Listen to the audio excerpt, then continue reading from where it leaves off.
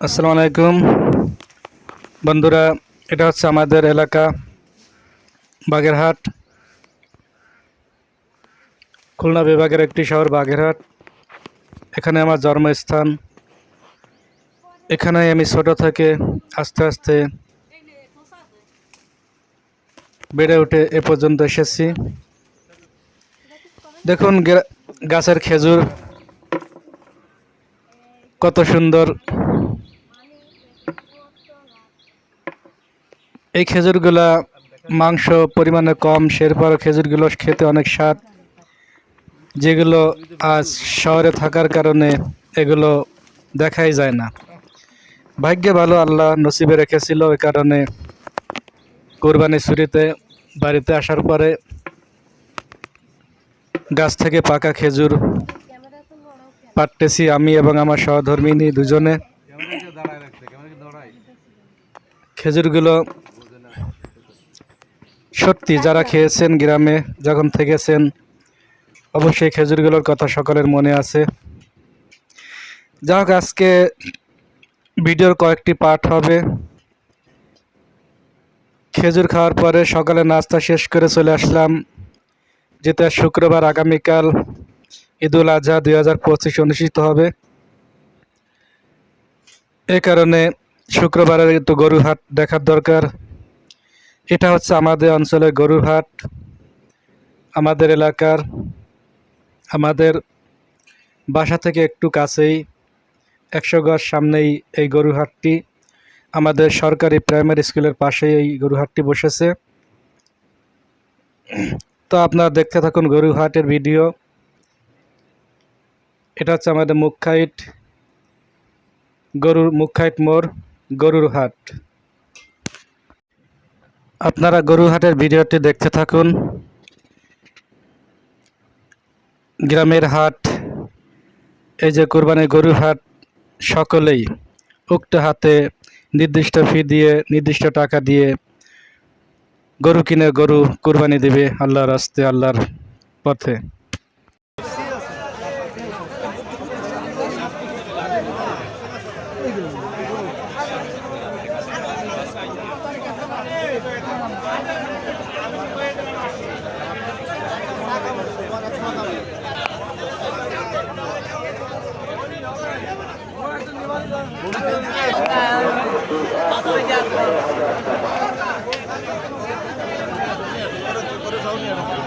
বড় গরু,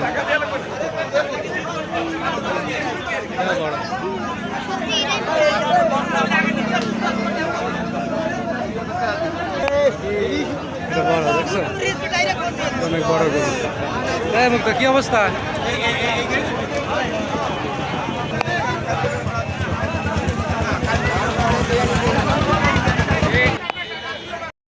আমাদের মুখাইট সরকারি প্রাথমিক বিদ্যালয়, যে বিদ্যালয়ে আমি পড়াশোনা করেছি ছোটবেলা।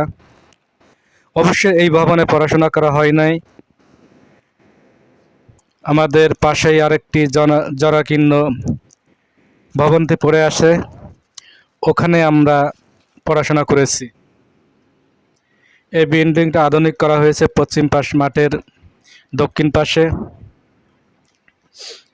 এবং আমাদের মাঠটি খুব সুন্দর। এখানে ফুটবল ম্যাচ থেকে ক্রিকেট ম্যাচ, অত্র অঞ্চলে যাবতীয় ম্যাচ হয়। এই হচ্ছে জরাজীর্ণ সেই পুরাতন স্কুল। এখানে আমি ছোটবেলা পড়াশোনা করেছি। আমার বিদ্যালয়, আমার বিদ্যাপীঠ, সেখান থেকে চিরিলিয়া মাধ্যমিক বিদ্যালয়ে পড়াশোনা শেষ করে ঢাকাতে আসা হয়। এখন যাচ্ছি নাজিরপুরে বড় চাচাকে দেখতে। তো আমরা এখন নাজিরপুরের পথে রওনা হয়েছি। প্রথম আমাদের সামনে শীতলমারি থানা পড়বে, শীতলমারি থানা থেকে আমরা নাজিরপুরের উদ্দেশ্যে রওনা দিব। এটা হচ্ছে শীতলমারি গ্রামে উপজেলার পাশাপাশি এলাকা। এটা হচ্ছে কুচিবগা নদীর একটি অংশ, যেটা আমাদের বাড়ির সামনে দিয়ে গিয়েছে। তা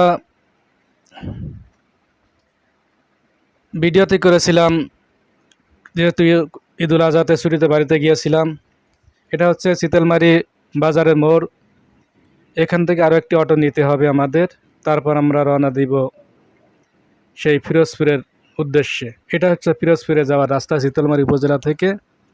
শীতলমারি উপজেলাটা খুব সুন্দর। শীতলমারি বাজার যে মোড়টা দেখালাম, সেখান থেকে আরও একটি অটো রিজার্ভ করে আমরা রওনা দিব ফিরোজপুর জেলার নাজিরপুর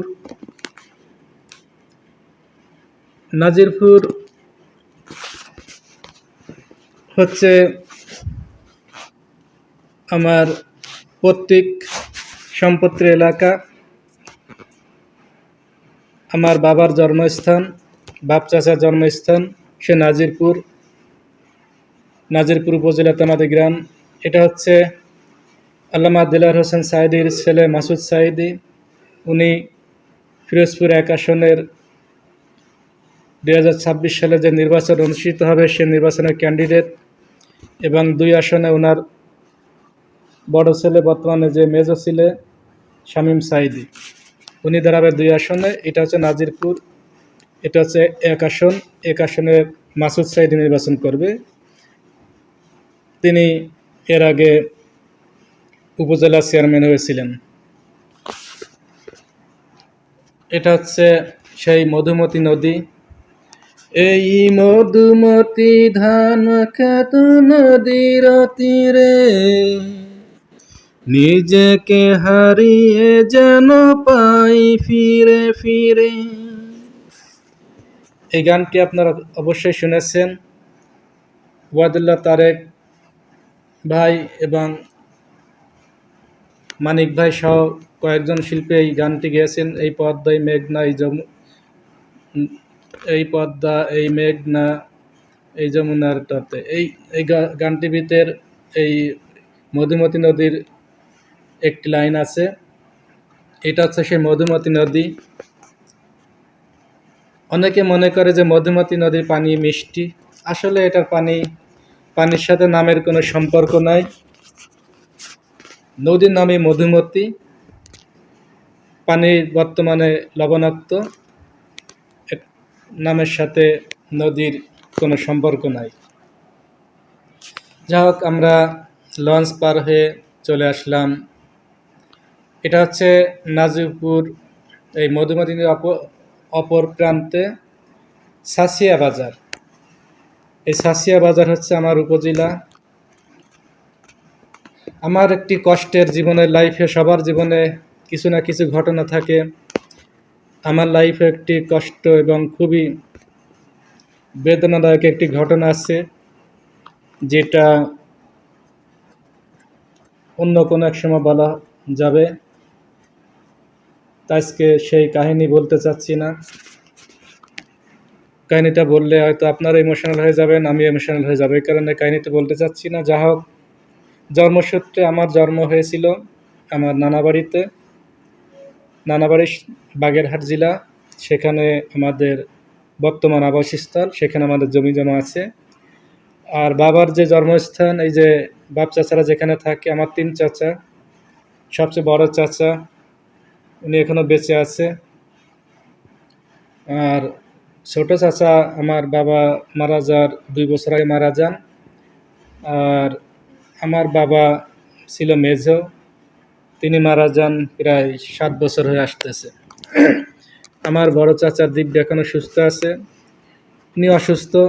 এটা শুনে ওনাকে দেখতে যাওয়া। আমি এসএসসি পরীক্ষার পরে 2 থেকে 3 বার গিয়েছি। এটা হচ্ছে আমার ফ্যামিলি নিয়ে প্রথম যাওয়া। বিয়ের পর আমার ফ্যামিলি নিয়ে যাওয়া হয় নাই। আজ 17 বছর পরে 3 পুত্র সন্তান এবং আমার সহধর্মিণী, আমার বড় বোন এবং আমার ছোট ভাগ্নেকে সহ এবং আমি সহ সেই আমার বাপ চাচার জন্মস্থানে যাচ্ছি। এটা হচ্ছে জুগিয়া গ্রাম। গ্রামটি খুব প্রত্যন্ত অঞ্চলে অবস্থিত। যা হোক, জুগিয়া বাজার থেকে অটো যোগে আমরা আমাদের গ্রামের পাশে একটি ব্রিজ আছে, সেই কালবোটে ওখানে নামতে হয়। তারপর কাঁচা রাস্তা এবং ইটার সলিং সে রাস্তা ধরে আমাদের দীর্ঘপথ পাড়ি দিতে হবে। প্রায় ঘন্টাখানেক হাঁটার পরে আমরা চলে আসলাম। এটা হচ্ছে বাম পাশে যে টিনের ঘরটি দেখলেন সেটা হচ্ছে আমার বড় চাচার ঘর। আর পাশে যে ছোট নদী, তাই নদীতে আগে আপনার মধুমতি নদী, একটি শাখা নদী। নদীতে আগে আরও অনেক ছোট ছিল। আমি যখন অনেক ছোটোবেলা আমার আম্মা আমাকে নিয়ে গিয়েছিল, মামারা নিয়ে গিয়েছিল, তখন নদীতে অনেক ছোট ছিল। এখন নদীটি অনেকটা বড় হয়েছে। এটা হচ্ছে চাচার ঘর। পিরোজপুর অঞ্চলের ঘর অনেক নিচু থাকে এবং ঘরের দরজাগুলো খুব ছোট থাকে। যা হোক, আমার ছেলেরা সবাই হেঁটে ক্লান্ত, পায়ে ব্যথা হয়েছিল, সবাই বাসার ভিতর ধরে রেস্ট করতেছে, একটু বিছনার উপর গড়াগড়ি করতেছে। আমার বড় পুত্র আবদুল্লাহ তো খুব ক্লান্ত। এই যে ছোট পুত্র, মেজ পুত্র আমির হামজা, এই যে ছোট পুত্র আনাস আহমেদ, ভাগ্নে আমার সহধর্মী সহ সকলে এক চৌকিতে বসে আছি। চাচা আমাকে সামনের বারান্দা চৌকিতে বসতে দিয়েছিল। চাচার যে ঘরের পিছনের সাইড, যেটা সামনে একটি বিল অবস্থিত, এই হচ্ছে আমার সেই চাচা। এখানে ধানের মৌসুম চলছিল। ধান কাটা হয়েছে এবং কাটার অংশ থেকে গাছ গজিয়ে সেকেন্ডে আর একটা ধান হয়, সেই ধানটা চাচা উত্তোলন করতেছে। সম্পূর্ণ গ্রামীণ পরিবেশ এবং গ্রামীণ পরিবেশটা দেখতে খুবই সুন্দর। এখানে শহরের কোলাহলমুক্ত, দূষণমুক্ত, বায়ুমুক্ত একটি গ্রাম, যে গ্রামের প্রাকৃতিক সৌন্দর্য দেখলে আপনার মন এবং প্রাণ জুড়িয়ে যাবে। চাচা এই বয়সে অনেক কাজ করে, দিব্যি সুস্থ। ওই যে চাচি বসে আছে, এবং চাচিও বয়স প্রায় অনেক। চাচার বয়স 100-র কাছাকাছি, চাচির বয়স প্রায় 80+। চাচা এখন এই দিব্যি শরীরে, সুস্থ শরীরে এখনো কাজকর্ম চালিয়ে যান। আমার বড় চাচা খুবই সাদাসিধে, একদম পরেজগার মানুষ। বয়স হওয়ার কারণে উনি একটু এখন কানে কম শোনে। যা হোক, আল্লাহ তাআলা ওনাকে অনেক সুস্থ রেখেছেন, শুকরিয়া আদায় করি, এবং ওনাকে যেন আল্লাহ তাআলা সুস্থ রাখে এবং দীর্ঘ হায়াত এবং নেক হায়াত দান করে। আজকের মতো ভিডিও পর্যন্ত শেষ। আসসালামু আলাইকুম ওয়া রাহমাতুল্লাহ।